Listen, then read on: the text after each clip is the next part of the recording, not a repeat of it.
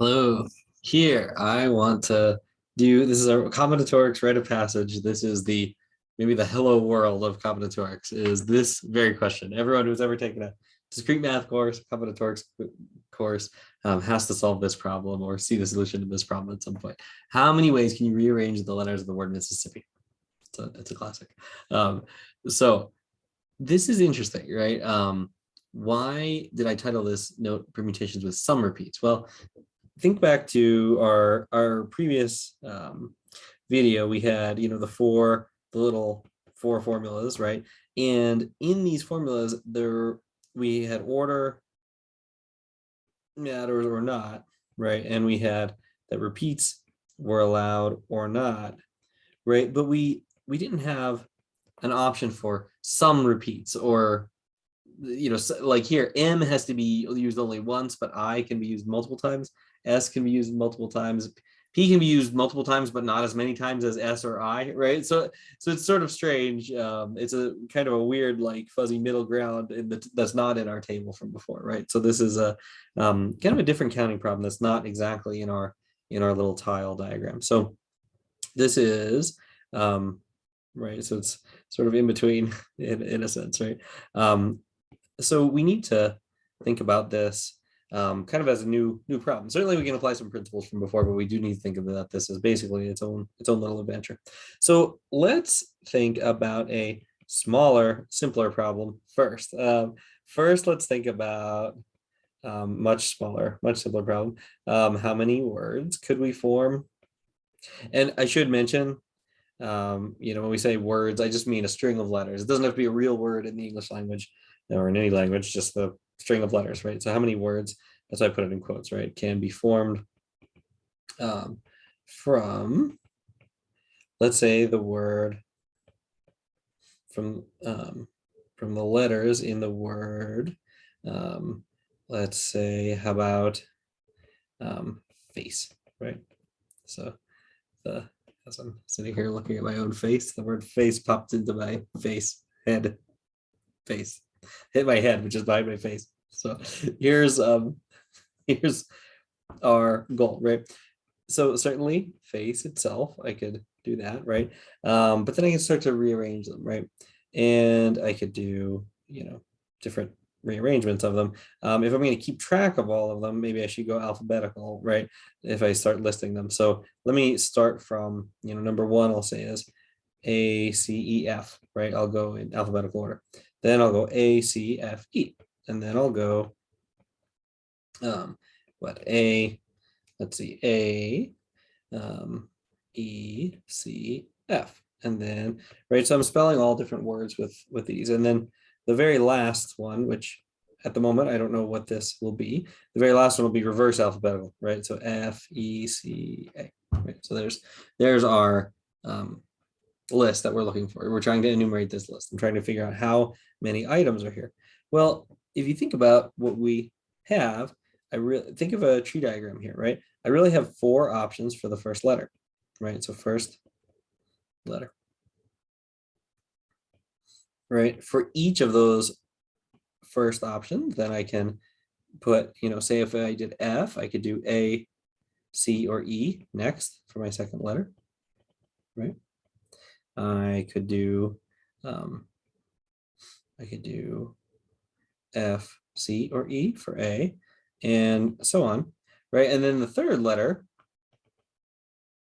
I could do I have 2 options, right? If I did F and A, I could use C or E, right? If I did F and C, then I could use A or E, and so on, right? And then the fourth letter, I have, if I did F, A, and C, then I have to do E next, right? If I did F, C, and E, I have to do A next, right, and so on. So now you can look at the number of possibilities. Well, this is 4 times 3 times 2 times 1 is the number of options at each level of our tree. So this is just 24. This might look familiar. This is just 4 factorial.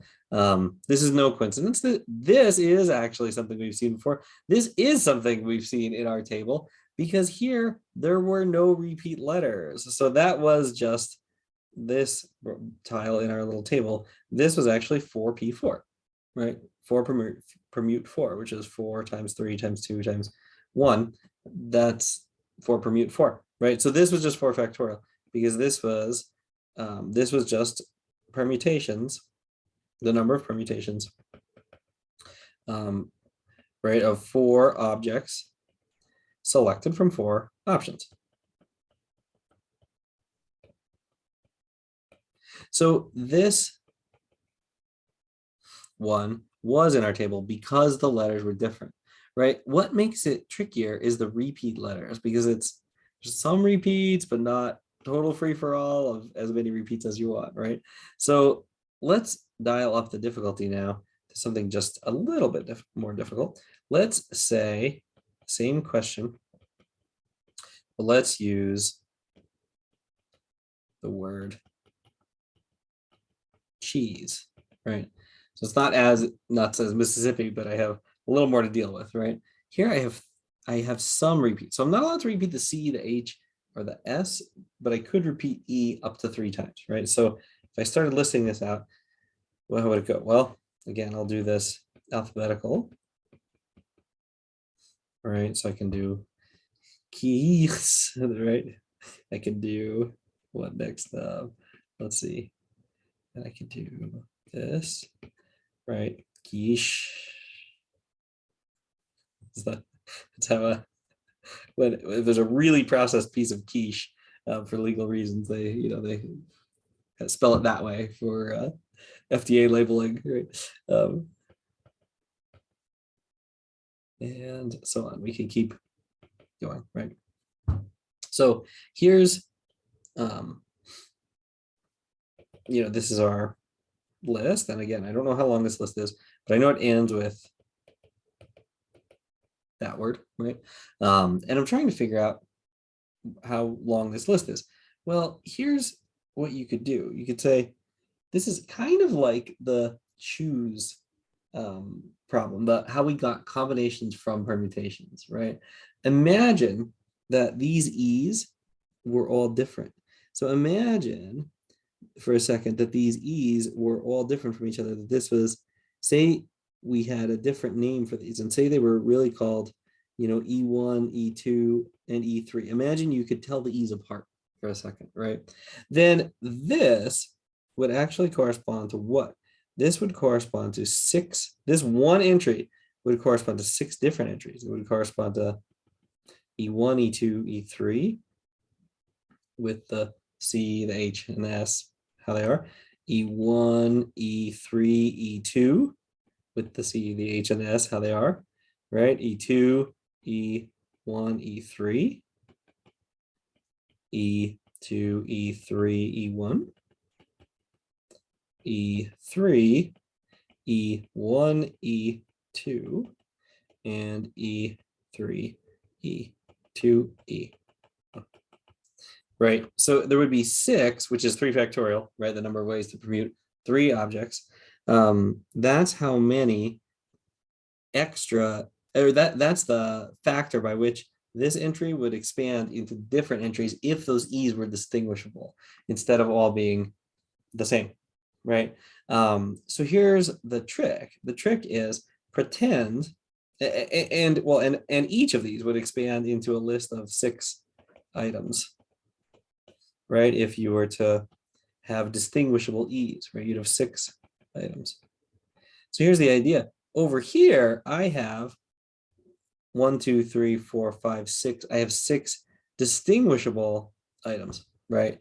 There would be 6 factorial permutations if all of those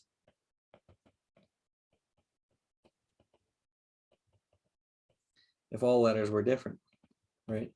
But what am I going to do? I'm going to divide off by 3 factorial, the number of ways to rearrange the E's, right? The number of ways to permute those duplicate E's.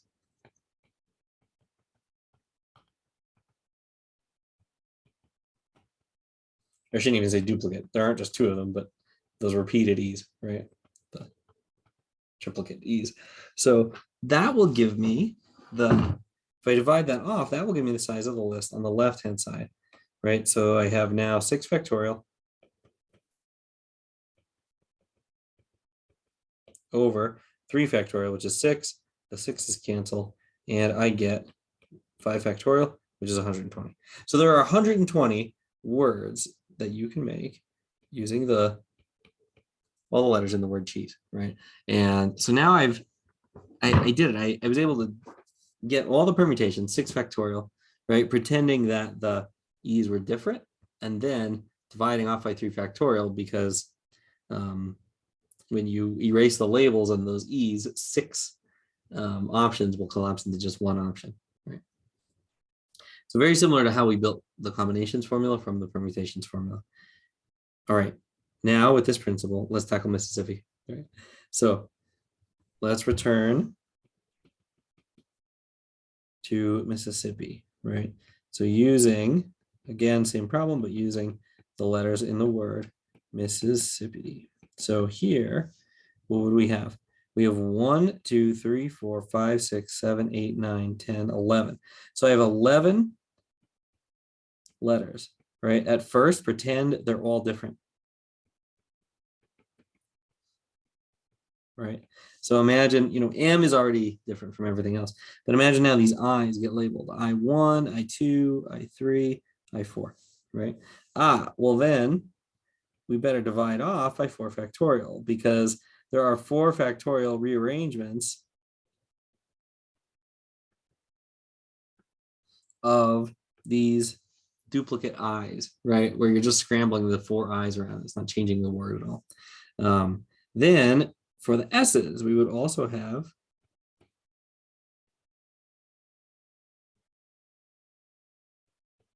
4 factorial rearrangements, right, of these repeat S's.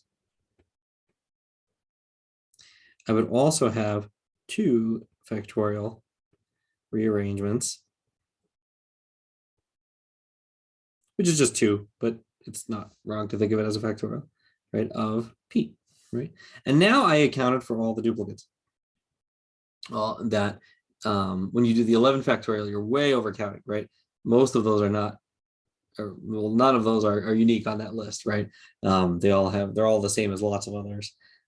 And the fact that you need to divide off by is exactly 4 factorial times 4 factorial times 2 factorial, right? So this then becomes what? Well, you can hugely simplify this, right? Any calculation like this is going to have a ton of cancellation, right? So it's going to be 11 factorial over 4 times 3 times 2 times 4 times 3 times 2 times 2, right? And now you can really knock some stuff out of here, right? So you could say, okay, what do I have? I can do 4 times 2 gets rid of the 8, right? I can say 3 times 3 gets rid of the 9.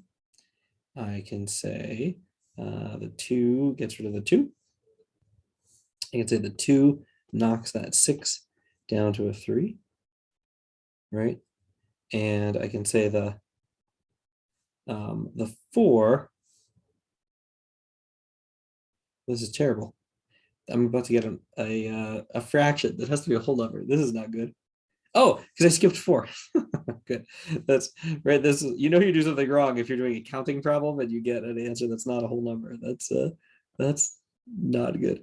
Here we go. The 4 cancels with the 4. There we go. Now we'll get a whole number. So now I have, right, 11 times 10 times 7 times 3 times 5 times 3. That's what's left, right?